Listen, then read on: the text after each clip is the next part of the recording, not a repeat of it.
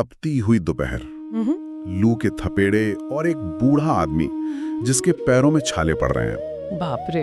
हाँ, और वो पागलों की तरह हाफते हुए एक तोते के पीछे भाग रहा है। आसपास खड़े गांव वाले उस पर हंस रहे हैं, तालियां पीट रहे हैं, पर वो आदमी ना, जिसे शायद अब अपनी जान की भी परवाह नहीं है, वो एक छोटे से पक्षी के लिए अपनी सारी मर्यादा भूल चुका है। ये सुनने से ही काफी अजीब लगता है कि कोई ऐसा क्यों करेगा। बिल्कुल, सवाल यही है कि आखिर क्यों एक इंसान अपनी जान दांव पर लगा रहा है। तो आज की इस गहन चर्चा में हम मुंशी प्रेमचंद जी की एक बेहद क्लासिक और मतलब दिल को झकझोर देने वाली कहानी आत्मा राम के पन्नों में उतरने वाले हैं। बहुत ही बेहतरीन कहानी है ये। हाँ, और हमारे सुनने वालों को बता दूं कि ये पूरी जानकारी और इसका सारांश हमने मोहो एंटरटेनमेंट नामक YouTube चैनल से लिया है। उन्होंने इस कहानी को बहुत ही बेहतरीन तरीके से प्रस्तुत किया है। देखिए, प्रेमचंद जी की कहानियों की ना यही सबसे बड़ी ताकत है। वो हमें एकदम झकझोर कर रख देते हैं। मतलब वो सिर्फ एक कहानी नहीं सुनाते, बल्कि इंसानी दिमाग के उन अंधेरे कोनों में टॉर्च मारते हैं जिन्हें हम अक्सर अनदेखा कर देते हैं। सही कहा। और आज का हमारा मिशन भी सिर्फ इस दिलचस्प कहानी को सुनना नहीं है। हमारा उद्देश्य है इंसानी मन की उस भूल भुलैया को समझना जहां मोह और माया का खेल चलता है। बिल्कुल। हम ये डिकोड करने की कोशिश करेंगे कि इंसान को अंततः वो परम शांति कैसे मिलती है और उसके पीछे का मनोविज्ञान क्या है। मतलब मैं खुद ये देखने के लिए बहुत उत्सुक हूँ कि कैसे एक साधारण सी लगने वाली ग्रामीण कहानी में लालच, अकेलेपन और आत्म साक्षात्कार, जिसे हम सेल्फ रियलाइजेशन कहते हैं, उसके इतने गहरे अर्थ कैसे छिपे हो सकते हैं। हाँ, और इसकी शुरुआत कहानी की उस पृष्ठभूमि से होती है जो मतलब बाहर से देखने में एकदम सामान्य लगती है, लेकिन अंदर से ना बहुत खोखली है। तो कहानी का पर्दा उठता है वेदग्राम नाम के एक गांव से। इस गांव के केंद्र में है महादेव सुनार। पेशे से सुनार हैं और उनका जीवन एक मशीन की तरह चलता है। एक बंधी बंधाई रूटीन है उनकी। एकदम। सुबह से शाम तक अपनी छोटी सी अंधेरी कोठरी में बैठना और लोहे और सोने को पीटना। उनकी हथौड़ी की जो खटखट है ना, वो पूरे गांव के लिए एक तरह से अलार्म घड़ी का काम करती है। पता है, ये खटखट सिर्फ एक आवाज नहीं है, ये उनके वजूद का प्रमाण है। मतलब जब तक हथौड़ी चल रही है, गांव वालों को लगता है कि सब कुछ सामान्य है। अगर किसी दिन ये आवाज बंद हो जाए तो गांव में एक अजीब सा सूनापन छा जाता है। लोग सोचते हैं कि महादेव को क्या हुआ। चलिए इसे थोड़ा विस्तार से समझते हैं। विडंबना देखिए कि जो आदमी पूरे गांव के लिए समय का ऐसा पक्का सूचक है, उसका अपना समय मानो किसी दलदल में फंस गया है। मतलब उनका परिवार बहुत विशाल है। हाँ, भरा पूरा परिवार है। हाँ, 3 जवान बेटे हैं, 3 बहूएं हैं और दर्जनों पोते पोतियां पूरे घर में धमाचौकड़ी मचाते रहते हैं। एक भरा पूरा घर जहां हमेशा चहल पहल है, लेकिन महादेव उस पूरी भीड़ में पूरी तरह से अदृश्य हैं। समाजशास्त्र में से वृद्धों की उपेक्षा के एक बहुत ही मतलब क्रूर रूप माना जाता है।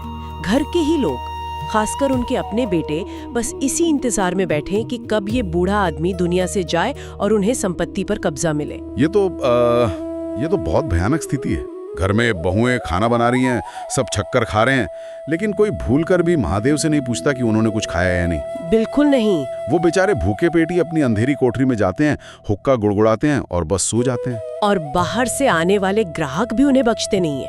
हाँ, वो ताने मारते हैं कि महादेव सोने में खटाई यानी मिलावट बहुत करते हैं। हाँ, हर तरफ से तिरस्कार ही मिल रहा है उन्हें। सही बात है।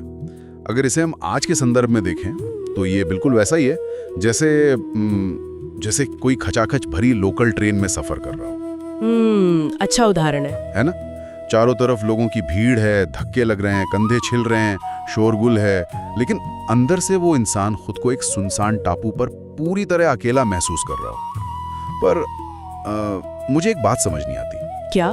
कोई भी इंसान इतने जहरीले, कड़वे और उपेक्षा से भरे माहौल में रोज कैसे जी सकता है? वो अंदर से टूट क्यों नहीं जाता?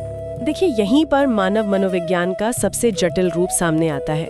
जब बाहरी दुनिया इतनी आक्रामक हो जाती है और अपनों से मिलने वाला भावनात्मक पोषण, मतलब जो प्यार और सम्मान होता है, वो पूरी तरह से खत्म हो जाता है, तो दिमाग खुद को टूटने से बचाने के लिए एक मानसिक बंकर तैयार करता है। मानसिक बंकर? हाँ, जिसे हम मनोवैज्ञानिक भाषा में एस्केप मैकेनिज्म कह सकते हैं। यानी एक ऐसा सुरक्षित कोना जहां दुनिया का कोई ताना, कोई उपेक्षा पहुंच न सके।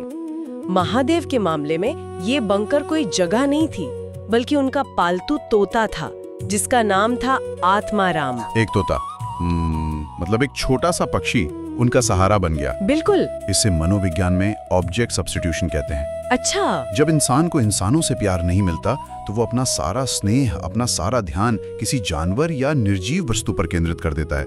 महादेव रोज सुबह तालाब के किनारे जाते और एक मंत्र जपते, सदगुरु दत्ता शिव दत्ता दाता राम के चरण में चित्त लागा। ये सिर्फ एक धार्मिक श्लोक नहीं था, यह उस तोते के साथ उनका संवाद था। मतलब तोता ही उनका मित्र था, वही उनका बेटा था, और एक तरह से देखा जाए तो वही उनका ईश्वर बन चुका था। अरे वाह। हाँ, जब भी परिवार या ग्राहकों से ताने मिलते, महादेव पिंजरे के पास जाते, मंत्र जपते, और तोता जब पलटकर वही मंत्र दोहराता तो महादेव की सारी भूख, सारा अपमान, जैसे सब कुछ धुल जाता था। ये बहुत मार्मिक है, लेकिन शांति के इस छोटे से बुलबुले को फूटने में जरा भी वक्त नहीं लगता। कहानी में एक मोड़ आता है। घर के ही किसी नटखट बच्चे ने खेल खेल में पिंजरे का दरवाजा खोल दिया। ओहो। और तोता फुर्र से उड़ गया। इसके बाद जो होता है उसने मुझे सच में हैरान कर दिया। जो महादेव एक पत्थर की मूर्ति की तरह ग्राहकों की गालियां सह लेते थे, जो अपने भूखे रहने पर भी कभी आवाज नहीं उठाते थे, वो अपना सारा होश खो बैठते हैं। क्योंकि उनका वो मानसिक बंकर टूट चुका था ना। वो तोता मतलब वो सिर्फ एक पक्षी नहीं था, वो उनके अकेलेपन का एकमात्र साथी था। यहाँ आकर बात बहुत ही दिलचस्प हो जाती है। भरी दोपहर है, जमीन आग की तरह तप रही है, महादेव नंगे पैर हैं और वो उस तोते के पीछे पीछे पागलों की तरह दौड़ने लगते हैं। गांव के लोग, बच्चे सब उन पे हंस रहे हैं। देखो बुड्ढे का तोता उड़ रहा, ये कहकर तालियां पीट रहे हैं। मेरा सवाल ये है कि जो इंसान जीवन के उस पड़ाव पर है जहां उसे दुनियादारी से कोई खास लगाव नहीं होना चाहिए, वो एक छोटे से पक्षी के लिए अपनी सारी मर्यादा, सारी शारीरिक सीमाएं कैसे भूल सकता है? सही सवाल है। मतलब पैरों में छाले पड़ रहे हैं लेकिन वो बस खाली पिंजरा लिए भाग रहा है। क्या ये महज एक जानवर के खोने का दुख था? अगर हम इसे व्यापक नजरिए से जोड़कर देखें तो प्रेमचंद जी ने यहाँ दर्शन का एक बहुत बड़ा और गहरा रूपक रचा है। रूपक मतलब कोई छुपी हुई बात? बिल्कुल। ये दृश्य केवल एक बूढ़े आदमी और एक पक्षी की भागदौड़ नहीं है, ये असल में मोह और माया का सीधा टकराव है। महादेव यहाँ मोह के साक्षात प्रतीक है, जो अपनी इच्छाओं से, अपने उस लगाव से बंधे हुए हैं। और वो तोता? वो तोता माया का सजीव रूप है। माया जो कभी हाथ नहीं आती। एकदम सटीक। माया की फितरत ही यही है कि वो इंसान को हमेशा अपने पीछे भगाती है, उसे छकाती है। कहानी में भी बिल्कुल ऐसा ही होता है। तोता कभी पास वाली डाल पर आकर बैठता है, महादेव को लगता है बस अब पकड़ में आ गया, और जैसे ही वो पिंजरा बढ़ाते हैं, तोता फुर से अगली डाल पर उड़ जाता है। अरे बाप रे, मतलब बिल्कुल पास आके दूर चले जाना। हाँ, कभी पास कभी दूर, ये माया का ही तो खेल है।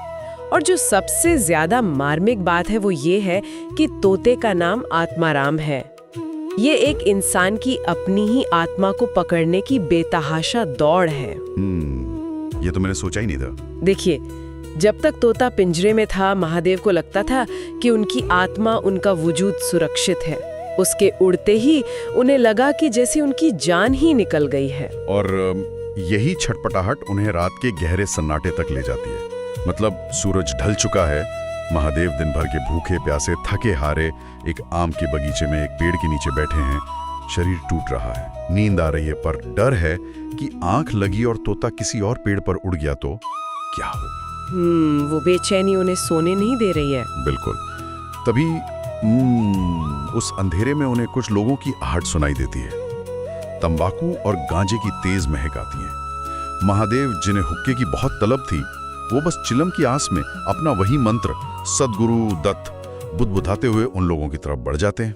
मगर वो लोग कोई आम राहगीर नहीं थे, वो असल में चोर थे जो अपना माल बांटने बैठे थे। हाँ। अब सोचिए, रात का ऐसा गहरा सन्नाटा और अचानक एक बूढ़ा आदमी जो एक अजीब सा मंत्र बुदबुदा रहा हो, उसे अपनी ओर आता देख वो चोर खौफ में आ जाते हैं। उन्हें लगता है कि कोई भूत या प्रेत आ गया है, और वो अपना सब कुछ वहीं छोड़कर भाग खड़े होते हैं। और जब महादेव वहां पहुंचते हैं तो उन्हें एक पुराना तांबे का कलश मिलता है, जो पुरानी सोने की मोहरों से लबालब भरा है। जी।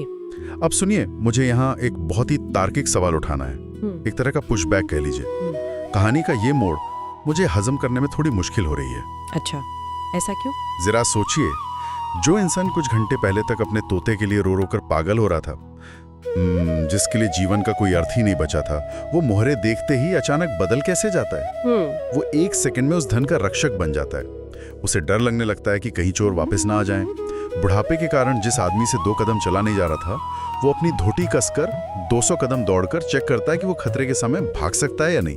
हाँ, ये बात तो है। मतलब अभी तो वो मरने की कगार पर था। क्या इंसानी भावनाएं सच में इतनी जल्दी एक पल में स्विच हो सकती है? क्या ये लेखक की तरफ से कोई कमजोरी नहीं है कि उन्होंने इतनी जल्दी उसका मन बदल दिया? देखिए, ये कमजोरी बिल्कुल नहीं है, बल्कि ये इंसानी फितरत का सबसे स्याह और यथार्थवादी चित्रण है। मनोविज्ञान और न्यूरोलॉजी के नज़रिए से इसे बहुत स्पष्ट तरीके से समझा जा सकता है। यहाँ जो बात सबसे ज़्यादा हैरान करने वाली है वो ये है कि जब किसी इंसान ने अपना पूरा जीवन गरीबी, अभाव और दूसरों के तानों के बीच बिताया हो ना, तो उसका दिमाग हमेशा एक अभाव की मानसिकता में रहता है, जिसे हम स्कैसिटी माइंडसेट कहते हैं। मतलब उनका दिमाग हमेशा किसी न किसी खतरे के लिए तैयार रहता है। जी हाँ, बिल्कुल। महादेव ने ताउम्र यही देखा है कि उनके पास पैसा नहीं है, इसीलिए उनके अपने बेटे उन्हें धिक्कारते हैं। जब अचानक उनके सामने अपार धन आता है, तो दिमाग का वो हिस्सा जिसे हम एमिगडाला कहते हैं, जो हमारे सर्वाइवल यानी जिंदा रहने की प्रवृत्ति को कंट्रोल करता है, वो एकदम से हावी हो जाता है। अच्छा, तो वो एक सर्वाइवल रिस्पॉन्स था। हाँ, उन मोहरों को देखते ही उनका दिमाग तुरंत नई अभिलाषाओं के महल बुनने लगता है। वो सोचने लगते हैं कि अब एक पक्का मकान होगा, गहनों की एक बड़ी दुकान होगी, और जो बेटे आज उनके मरने की दुआ कर रहे हैं, कल वही उनके पैरों में पड़े होंगे। ओहो, मतलब वो पैसा उनके लिए सिर्फ सोना नहीं था, वो असल में सम्मान और सुरक्षा का एक शॉर्टकट था, जो उनसे उनके परिवार ने छीन लिया था। एकदम सही कहा। उस धन ने पल भर के लिए ही सही, लेकिन महादेव के मोह की दिशा बदल दी। रात के उस सन्नाटे में उनकी असली परीक्षा उस पक्षी का खोना नहीं था, बल्कि उस खजाने का मिलना था। बहुत गहरी बात है ये। कल तक उनका पूरा संसार उस छोटे से पिंजरे में था, और अब वो संसार उस कलश में सिमट गया। भौतिक सुरक्षा कैसे इंसान की प्राथमिकताओं को रातों रात, या यूं कहें कि पल भर में पलट सकती है, ये उसका सबसे बड़ा उदाहरण है। लेकिन असली जादू तो अगली सुबह होता है। बिल्कुल। सूरज निकलता है और वो तोता आत्माराम खुद ब खुद आसमान से उतरकर सीधे पिंजरे में आकर बैठ जाता है। कलश मिलने के बाद भी महादेव पूरी रात सो नहीं पाए थे, लेकिन सुबह तोते को वापस देखकर उनके अंदर एक अजीब सा परिवर्तन आता है। इस बार जब वो मंत्र जपते हैं, सद्गुरु दत्त शिवदत्त दाता, तो उसमें कल वाली यांत्रिक रट नहीं थी। मतलब वो सिर्फ आदत के कारण नहीं बोल रहे थे, उसमें एक सच्ची श्रद्धा आ चुकी थी, एक गहरा ठहराव था। ऐसा लगता है कि सोने के मोहरों से भरा कलश मिलने से कहीं ज्यादा उन्हें उस पक्षी के लौटने की खुशी थी। क्योंकि रात के उस अंधेरे में खजाने ने उन्हें भविष्य के सुनहरे लेकिन खोखले सपने दिखाए थे, लेकिन सुबह जब तोता लौटा तो उसने महादेव को उनकी खोई हुई आत्मा, उनका वर्तमान वापस लौटा दिया। उस पल महादेव को ये गहराई से एहसास होता है कि उन पर ईश्वर की कितनी बड़ी कृपा हुई है। खजाना भी मिल गया और आत्मा भी लौट आई, और यहीं से, इसी कृतज्ञता के भाव से उनके हृदय परिवर्तन का असली मार्ग खुलता है। और ये हृदय परिवर्तन कोई छोटा मोटा नहीं था। महादेव सीधे गांव के पुरोहित के पास जाते हैं और घोषणा करते हैं कि गांव में सत्यनारायण भगवान की कथा का आयोजन होगा। पूरे गांव को बुलाया जाता है। हाँ, पूरे गांव को न्योता दिया जाता है। और कथा समाप्त होने के बाद भरी सभा में, जहां गांव का हर एक व्यक्ति मौजूद है, महादेव एक ऐसी स्वीकारोक्ति करते हैं जो रोंगटे खड़े कर देने वाली है। वो सबके सामने बिना किसी डर के कबूल करते हैं कि उन्होंने अपने जीवन भर बेईमानी की है, लोगों के गहने बनाते समय सोने में खटाई मारी है, मतलब मिलावट की है। इतने लोगों के सामने अपनी गलती मानना, वो भी अपने ही गांव में, बहुत हिम्मत का काम है। हिम्मत ही नहीं, वो एक कदम और आगे जाते हैं। वो सबको खुला प्रस्ताव देते हैं कि जिसका भी जो नुकसान हुआ है, जिसे लगता है कि महादेव ने उसके साथ बेईमानी की है, वो आए और अपना पैसा वापस ले ले। कोई बही खाता नहीं देखा जाएगा, किसी गवाह की जरूरत नहीं होगी। ये प्रायश्चित का सबसे उच्चतम और अशुद्धतम स्तर है। लेकिन इस पूरी घटना में समाज के दो बिल्कुल अलग अलग तस्वीरें भी देखने को मिलती हैं। वो कैसे? देखिए, एक तरफ वो आम ग्रामीण हैं जो महादेव के इस अचानक आए साधु रूप को देखकर सन्न रह जाते हैं। गांव वालों के दिलों में जो अविश्वास था उसकी जगह अब श्रद्धा ले लेती है। वो लोग इतने भावुक हो जाते हैं कि कोई भी आगे आकर एक पैसा भी नहीं मांगता। क्षमा का ये एक बहुत ही सुंदर उदाहरण है। हाँ, लेकिन दूसरी तस्वीर बिल्कुल इसके उलट है और ये हिस्सा मुझे ना बेहद प्रासंगिक लगा क्योंकि ये आज के समाज का भी सच है। बिल्कुल। समाज में हमेशा दो तरह के लोग मौजूद होते हैं। एक वो जो आपकी अच्छाई और बदलाव को देखकर पुरानी गलतियां माफ कर देते हैं, जैसे वो गांव वाले, और दूसरे वो जो इस मौके को एक कमजोरी समझकर उसका फायदा उठाते हैं। गांव के पुरोहित उसी दूसरी श्रेणी में आते हैं। वही पुरोहित जिन्होंने कथा पढ़ी थी। हाँ, वही। वो बेशर्मी से दावा करते हैं कि महादेव ने उनका 50 रुपए का नुकसान किया था, जबकि वहां खड़ा हर व्यक्ति जानता था कि नुकसान बमुश्किल 3 या 4 रुपए का रहा होगा। बाप रे, 50 रुपए? हाँ, ये सीधे सीधे ब्लैकमेलिंग और लालच था। लेकिन सबसे चौंकाने वाली बात यह होती है कि महादेव बिना किसी बहस के, बिना एक भी सवाल उठाए, खुशी खुशी उन्हें 2 सोने की मोहरें थमा देते हैं। मुझे समझ नहीं आता कि महादेव ने उन्हें टोका क्यों नहीं। देखिए, इससे एक बहुत ही महत्वपूर्ण सवाल खड़ा होता है कि पैसा असल में है क्या।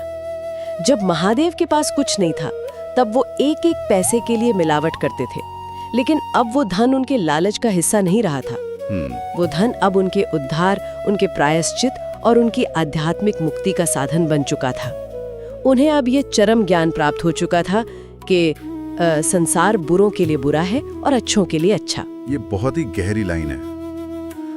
मतलब अगर इंसान के भीतर का जहर खत्म हो जाए, अगर वो खुद अंदर से साफ हो जाए, तो उसके लिए दुनिया का नजरिया अपने आप बदल जाता है। बिल्कुल। महादेव को समझ आ गया था कि पुरोहित का लालच पुरोहित की समस्या है, महादेव की नहीं। महादेव का लक्ष्य तो बस खुद को उस पाप से मुक्त करना था। सच में। और आपको पता है, महादेव पूरे 1 महीने तक इस इंतजार में बैठे रहे कि कोई आए और अपना पैसा ले जाए, लेकिन पुरोहित के अलावा कोई नहीं आया। गांव वालों ने उन्हें पूरी तरह माफ कर दिया था। हाँ, और इस पूरी प्रक्रिया में उनका सारा लालच, उनका नशे का शौक, सब कुछ पीछे छूट गया। समाज ने उनके सच्चे प्रायश्चित को पूरी तरह से स्वीकार कर लिया था। सही बात है। अगर आज हम इस कहानी की विरासत की बात करें तो स्रोत ये बताता है कि उस घटना के कई दशकों बाद भी वेदग्राम में महादेव की निशानियां मौजूद हैं। उन्होंने उसी धन से गांव में एक भव्य मंदिर बनवाया, एक विशाल तालाब खुदवाया जहां आज भी कमल खिलते हैं और मछलियां तैरती हैं, जिन्हें कोई पकड़ने की जरूरत नहीं करता। कितना सुंदर दृश्य है। हाँ, और उसी शांत तालाब के किनारे आत्माराम तोते की समाधि भी बनी हुई है। हालांकि इसमें एक अजीब सी विडंबना भी छुपी है। कैसी विडंबना? जिस पक्षी को बचाने के लिए महादेव तपती धूप में नंगे पैर दौड़े थे, अंततः यथार्थ में उस आत्माराम का अंत एक बिल्ली के हाथों ही हुआ। ओहो, ये तो बहुत दुखद है ना? लेकिन ये बात भी सच है कि तब तक महादेव का मन दुनिया से इतना विरक्त हो चुका था, उनका मोह इतना टूट चुका था कि उन्हें उस बात का वो पागलपन वाला दुख नहीं हुआ जो पहले हुआ था। वो अंत में अपना सब कुछ छोड़कर सन्यासियों के एक जत्थे के साथ हिमालय की ओर निकल गए और फिर कभी लौटकर नहीं आए। तो इस पूरी गहन चर्चा का जो सबसे बड़ा सार निकलकर सामने आता है वो ये है कि जानकारी, ज्ञान या दर्शन का असली मोल तभी है जब हम उसे अपने आचरण में उतारें। मतलब महादेव की पूरी उम्र बीत चुकी थी, लोग उन्हें एक लालची इंसान मान चुके थे, लेकिन उन्होंने ये साबित किया कि आत्मसमीक्षा या खुद को पूरी तरह से बदलने की कोई उम्र नहीं होती। बिल्कुल। इंसान जब चाहे तब अपनी कहानी का अंत बदल सकता है। सत्य है, भौतिक संपदा, धन दौलत और मोह माया इंसान को उम्र भर भरमा सकते हैं, एक जाल में फंसाए रख सकते हैं। लेकिन जब इंसान की चेतना जागृत होती है, जब उसे अपने भीतर का आत्माराम मिल जाता है, तो वो उन सभी बंधनों से एक झटके में मुक्त हो जाता है। बिल्कुल सही कहा आपने। तो इस पूरी कहानी का निचोड़ क्या है? हमने शुरुआत में सवाल उठाया था कि इंसान अपनों के बीच अकेला कैसे रह सकता है और वो सुरक्षा कहाँ खोजता है। महादेव को वो सुरक्षा अपने उस भरे पूरे परिवार में नहीं मिली। उन्हें लगा वो सुरक्षा उस तोते में है, फिर लगा वो सुरक्षा सोने की मोहरों में है, लेकिन अंततः वो सच्ची सुरक्षा उन्हें अपने ही अंदर झांकने पर अपने आत्म साक्षात्कार में मिली। बहुत ही बेहतरीन निष्कर्ष है ये। लेकिन आज की इस चर्चा को समाप्त करने से पहले एक विचार है जो मुझे लगातार परेशान कर रहा है और मैं चाहूंगा कि हमारे सुनने वाले भी इस पर विचार करें। वो क्या? जरा सोचिए, अगर उस रात आम के बगीचे में महादेव को वो सोने की मोहरों वाला कलश नहीं मिला होता और अगली सुबह सिर्फ वो तोता पिंजरे में लौटकर आया होता, तो क्या तब भी उनका हृदय परिवर्तन इतनी गहराई से होता? ये एक बहुत ही जटिल सवाल है ना? क्या वो सच में एक लालची सुनार से एक साधु बनते, या फिर क्या कभी-कभी सच्ची आध्यात्मिक मुक्ति हासिल करने के लिए किसी भी इंसान का भौतिक रूप से पूरी तरह सुरक्षित हो जाना या अपनी सभी अधूरी सांसारिक इच्छाओं को अपनी मुट्ठी में देख लेना भी जरूरी होता है? ये सोचने वाली बात है। क्या खाली पेट और असुरक्षित भविष्य के साथ सच में वैराग्य आ सकता है? ये एक ऐसा सवाल है जो किसी को भी सोचने पर मजबूर कर सकता है। शायद कभी-कभी मोह को हमेशा के लिए छोड़ने के लिए पहले उस माया का पूरी तरह से पास आना जरूरी होता है। बिल्कुल, बिना माया को भोगे शायद मोह से मुक्त होना मुमकिन नहीं। सही कहा। तो इस गहरे और दिलचस्प सवाल के साथ हम आज की इस चर्चा को यहीं विराम देते हैं। हमेशा की तरह नई चीजें सीखते रहिए और सवालों के जवाब तलाशते रहिए। सुनने के लिए बहुत बहुत शुक्रिया।